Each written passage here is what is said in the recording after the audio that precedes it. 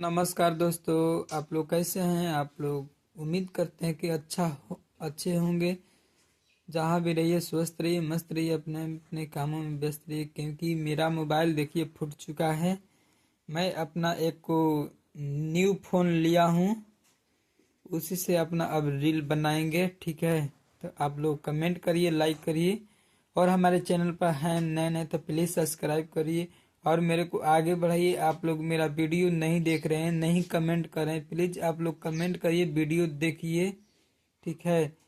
आ, आज आज तो है 18 तारीख।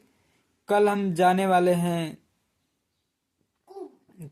कुंभ का स्नान करने प्रयागराज में। आप लोग को भी चलना हो तो प्लीज कमेंट बॉक्स में कमेंट करिए। हाँ, आप लोग हमारे साथ चलिए प्रयागराज।